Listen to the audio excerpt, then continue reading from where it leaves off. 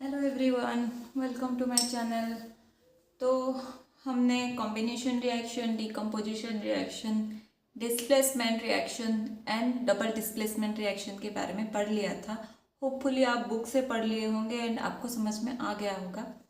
तो हमारा नेक्स्ट है ऑक्सीडेशन रिडक्शन रिएक्शन। ओके, तो हम किससे ऑक्सीडेशन रिएक्शन बोलेंगे एंड किससे रिडक्शन रिएक्शन बोलेंगे। तो देखते हैं oxidation reaction, addition of oxygen to reactant. Reactant में अगर रिएक्टेंट में ऑक्सीजन की एडिशन हो रहा है तो उससे हम ऑक्सीडेशन कहेंगे। वैसे ही रिएक्टेंट में अगर रिएक्टेंट से अगर ऑक्सीजन की रिमूवल हो रहा है तो उसे हम रिडक्शन कहेंगे। ओके, रिएक्टेंट से ये याद रखना कि रिएक्टेंट के साथ अगर ऑक्सीजन का ऐड कर देंगे तो ऑक्सीडेशन, अगर रिएक्टेंट से ऑक्सीजन को निकाल देंगे तो उससे हम रिडक्शन बोलेंगे। Addition of electropositive element to the reactant, sorry, addition of electronegative element to the reactant. Oxygen वैसे ही इलेक्ट्रोनेगेटिव होता है, तो अगर हम इलेक्ट्रोनेगेटिव एलिमेंट को रिएक्टेंट के साथ ऐड करते हैं तो उसे हम ऑक्सीडेशन कहेंगे। जैसे कि ऑक्सीजन भी एक इलेक्ट्रोनेगेटिव एलिमेंट होता है, तो अगर उससे हम रिएक्टेंट के साथ ऐड करते हैं तो उसे हम ऑक्सीडेशन कहेंगे। Same, removal of electronegative element is called reduction. Okay, removal of hydrogen from the reactant is called oxidation. अगर देखो, सिंपल से आप याद रखो, इधर ऑक्सीजन रिएक्टेंट के साथ ऐड होगा और हाइड्रोजन निकलेगा तो उसे हम ऑक्सीडेशन कहेंगे, या फिर रिडक्शन में रिएक्टेंट में हाइड्रोजन ऐड होगा या फिर ऑक्सीजन निकल रहा है तो उसे हम रिडक्शन कहेंगे। आप ये सारे पॉइंट अगर आपके एग्जाम में ऐसे आता है तो आप डिफरेंशिएट करके लिखने में आपको ज़्यादा इजी हो जाएगा, इसीलिए मैंने नोट ऐसे इस तरह बना लिया। बट आप इस कॉन्सेप्ट को याद रखना कि अगर ऑक्सीजन की एडिशन एंड हाइड्रोजन की रिमूवल को हम ऑक्सीडेशन बोलेंगे, रिडक्शन में हाइड्रोजन की एडिशन एंड और ऑक्सीजन की रिमूवल को हम रिडक्शन बोलेंगे। ठीक है, आप ये पॉइंट लिखना तो मार्क कैचिंग, ज़्यादा रिप्रेजेंटेशन आपका अच्छा लगेगा पेपर में। एग्जाम्पल जैसे कॉपर एंड ऑक्सीजन के साथ मिलके कॉपर ऑक्साइड हो गया। यहाँ पे कॉपर क्या है, रिएक्टेंट है आपका।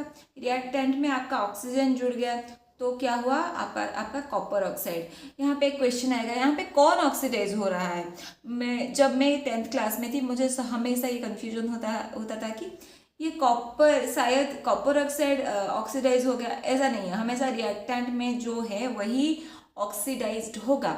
ओके, जैसे आप देखो, कॉपर के साथ ऑक्सीजन जुड़ने के बाद कॉपर ऑक्साइड बना, बट ऑक्सीडाइज्ड कौन हुआ, कॉपर हुआ। ओके, ये अच्छे से, मतलब ये अच्छे से समझना कि कॉपर ऑक्सीडाइज हुआ।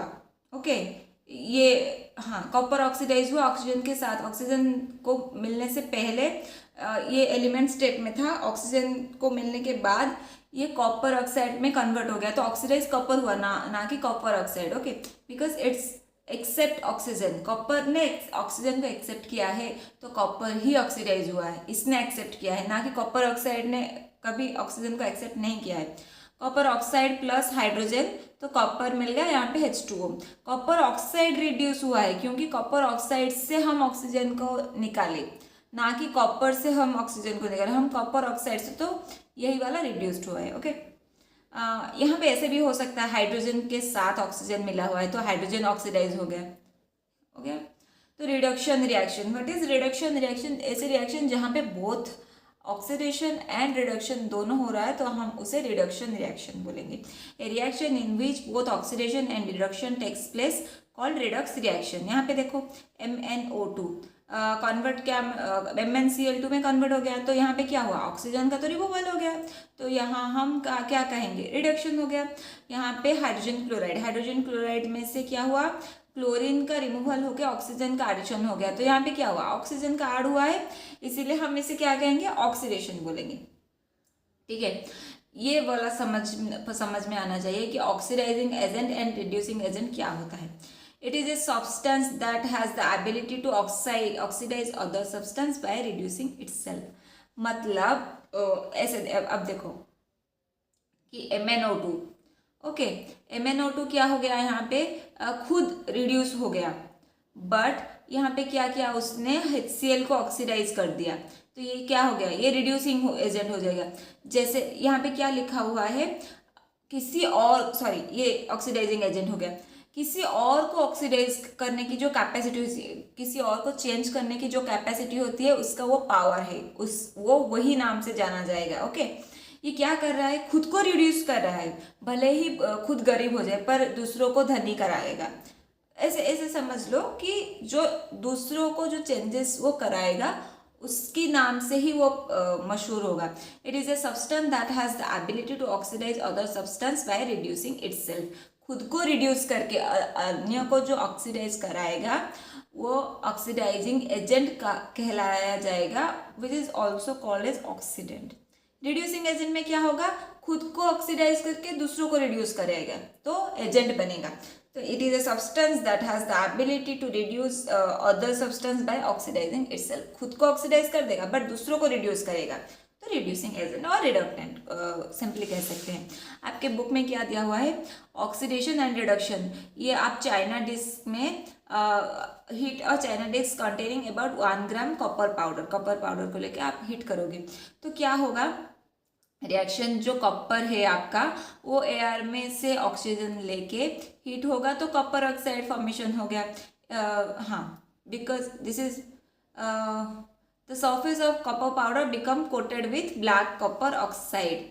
ओके, कॉपर ऑक्साइड का कलर होता है ब्लैक कॉपर ऑक्साइड फॉर्मेशन हो जाएगा, बिकॉज जो कॉपर होगा वो उसका जो आउटर कोटिंग होगा वो ऑक्सीजन के साथ कंबाइन होकर कॉपर ऑक्साइड में कन्वर्ट हो गया होगा।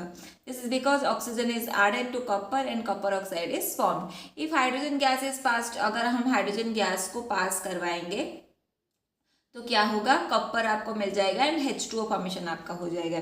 तो ये क्या हुआ कि आपको कॉपर वापस फिर से मिल गया आपको, ठीक है। If a substance gains oxygen during a reaction it is said to be oxidized. अगर ऑक्सीजन एक्सेप्ट कर रहा है तो ऑक्सीडाइज होगा, अगर if a substance loses oxygen during a reaction it's said to be reduced. During the reaction the copper oxide is losing oxygen. यहाँ पे क्या हो रहा है, ऑक्सीजन एक्सेप्ट किया तो ऑक्सीडेशन हो गया, यहाँ पे क्या हुआ, ऑक्सीजन रिमूव हो रहा है तो यहाँ पे क्या हुआ, रिडक्शन हो गया, ठीक है। The hydrogen gaining oxygen and is called oxidize. Hydrogen, मैंने यहाँ पे बोला था कि हाइड्रोजन ऑक्सीजन एक्सेप्ट करके क्या हो गया, हाइड्रोजन ऑक्सीडाइज्ड हो गया। ओके, तो आपको अगर पूछा जाएगा यहाँ पे कौन ऑक्सीडाइज हो रहा है कौन रिड्यूस्ड हो रहा है, तो ऑक्सीडेशन यहाँ पे हुआ है एंड रिडक्शन यहाँ पे हुआ है। The hydrogen is gaining oxygen oxidize, in other word one reactant gets oxidized while the other get reduced during a reaction. Such reaction are called oxidation reduction reaction और redox reaction। ठीक है, आपका redox reaction का definition है।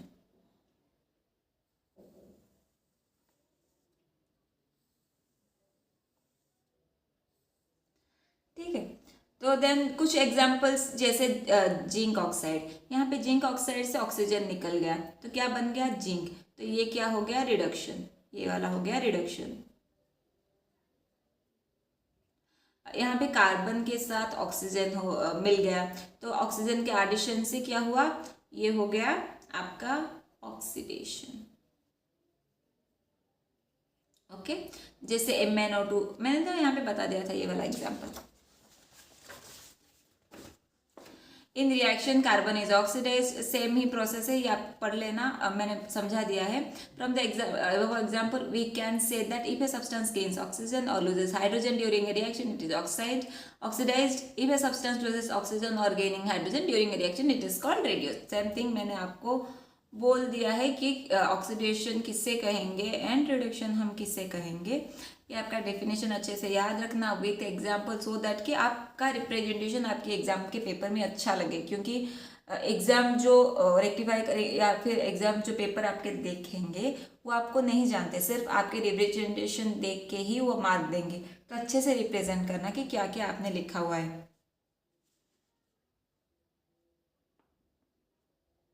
Okay, यहाँ पे दिया हुआ where a magnesium ribbon burns with a dazzling flame in air, तो क्या होगा, मैग्नीशियम प्लस ऑक्सीजन आपका बन गया magnesium oxide. and change into white substance. Magnesium oxide, is magnesium being oxidized or reduced? Magnesium oxidize हो गया क्योंकि इसके साथ ऑक्सीजन का ऐड हो गया, ठीक है। देन आपका आ गया corrosion. What is corrosion? Corrosion क्या कहते हैं? When a metal is expose to moisture, air, acid etcetera for some time, a layer of hydrated oxide is formed which weakens the metal and hence is called as corrosion. Corrosion में क्या होता है? आप घर में ही बहुत सारे example देखे होंगे कि रस्टिंग होना, जो लोहे के बाहर एक कोटिंग आ जाएगा, कुछ दिनों के बाद रस्टिंग हो गया, बोलते हैं घर में कलंकी लग गई, तो वो क्या होता है? Fe2O3.X2O उसका फॉर्मूला होता है। तो वो क्या हुआ? मॉइस्चर, जब मॉइस्चर के मतलब कांटेक्ट में आया तो वो क्या रस्टिंग लग गई। एंड कभी कभी आप देखे होंगे घर में पायल पहने होंगे कोई, तो पायल भी कुछ दिनों के बाद ब्लैक कलर में आ जाता है, ब्लैक शेड आ जाता है, तो वो भी कोरोजन है। एंड पूजा के सामग्री होते हैं ना घर में, तांबा या फिर ऐसे अगर कोई तांबे के बॉटल से भी पानी पीते हैं तो कुछ दिन के बाद देखोगे तो तांबे में ग्रीन कलर का एक कोटिंग आ जाएगा, वो भी एक कोरोजन का एग्जाम्पल है। ओके, ठीक है। तो क्या दिया हुआ है आपके बुक में? You must have observe that iron articles are shiny when new but get coated with reddish brown powder when left for some time. This process is commonly called as rusting for iron. Corrosion आपका एक vast term है कि ये भी हो रहा है वो भी हो रहा है, बट जैसे आयरन के लिए आपका रस्टिंग, कॉपर के लिए आपका जो ग्रीन कोटिंग, सिल्वर के लिए ब्लैक कोटिंग, ये सब अलग अलग है, बट कोरोजन एक भास्ट टर्म सारे मिला के कोरोजन बोला गया है। Some other metals also get tarnished in this manner. Have you ever noticed the color of the coating formed of copper or silver? Yes, हमने देखा है। When a metal is attacked by a substance around its and moisture, acids, it is said to be corroded and this process called corrosion. ये आपका definition हो गया।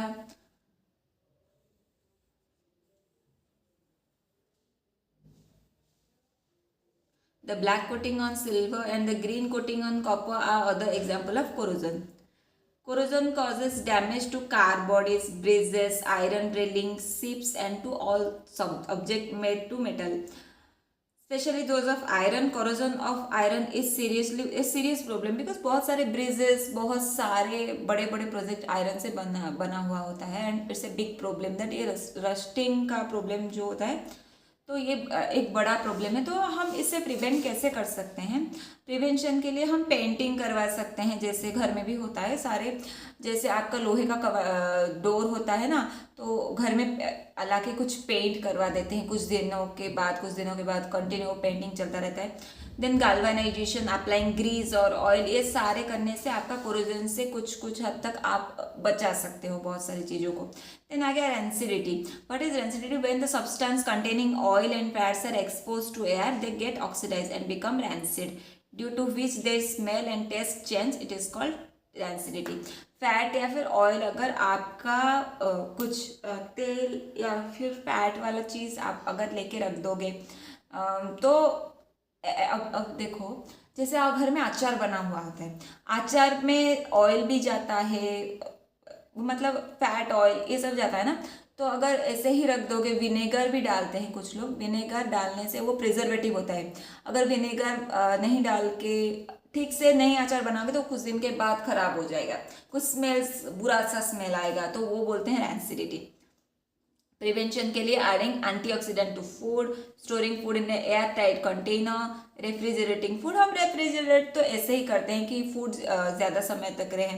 Replacing air by nitrogen chips packet, हम अक्सर घर में बोलते हैं कि ये क्या ले आए, 10 टके की पैकेट है एंड यहाँ पे तो सिर्फ इतना ही चिप्स निकल रहा है, बट वो चिप्स को प्रोटेक्ट करने के लिए उतना नाइट्रोजन का गैस हमेशा चाहिए होता है।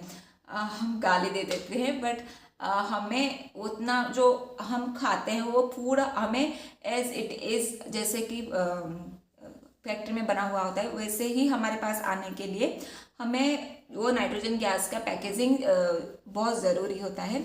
ये आपका बहुत इंपॉर्टेंट क्वेश्चन भी हो सकता है, हमेशा शॉर्ट क्वेश्चन में बहुत इंपॉर्टेंट है ये वाला, याद रखना। Have you ever tasted smell fat oil containing food material left for a long time? खराब हो जाएगा. When fats and oil are oxidise they become rancid and they smell and taste changes. ये सारे मैंने पढ़ा दिया है. ये वाला सिर्फ एक इम्पोर्टेंट पॉइंट है कि जो चिप्स के बैग में नाइट्रोजन का गैस दिया हुआ है. ओके, तो आपका यहाँ पे ख़त्म हो गया सारे केमिकल रिएक्शन, कॉम्बिनेशन रिएक्शन, जैसे कि दो रिएक्टेंट का कॉम्बाइन होकर एक प्रोडक्ट बनने को हम कॉम्बिनेशन रिएक्शन बोलेंगे.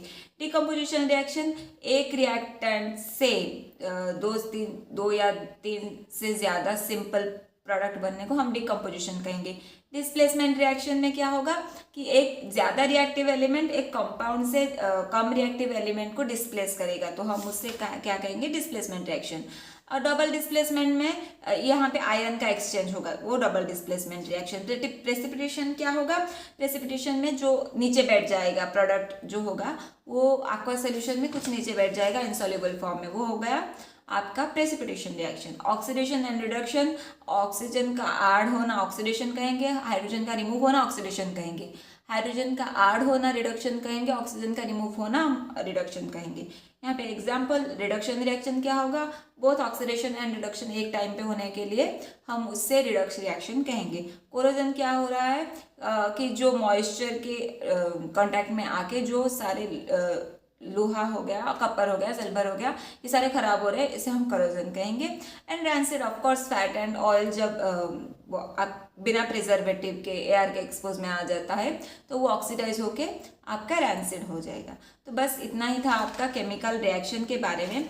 देन मैंने एक टॉपिक छोड़ा हुआ था कि वो जो होता है chemical balancing, equation balancing. Okay, मैं आपको वो नेक्स्ट वीडियो में अच्छे से एक्सप्लेन कर दूंगी सो दैट ये वाला I think chemical equation balancing जो होता है वो बहुत सारे बच्चों के प्रॉब्लम होते हैं, तो मैं अच्छे से आपको पढ़ा दूंगी. ठीक है, अगर आपको अच्छा लग रहा है तो लाइक करना, कमेंट करना. एंड आपको अगर कुछ ज़्यादा हेल्प चाहिए तो मुझे बताना. एंड मैं शॉर्ट्स अपलोड करती रहती हूँ अबाउट क्वेश्चंस, अच्छे क्वेश्चन ढूंढ के मैं शॉर्ट्स में डालती रहती हूँ. तो जब भी कुछ खाली टाइम हो या फिर आप प्रोडक्टिव बनाना चाहेंगे तो एक दिन में 2-4 वीडियो तो आप देख ही सकते हैं. It will be productive thing for you. And thank you for attending my lecture. Thank you.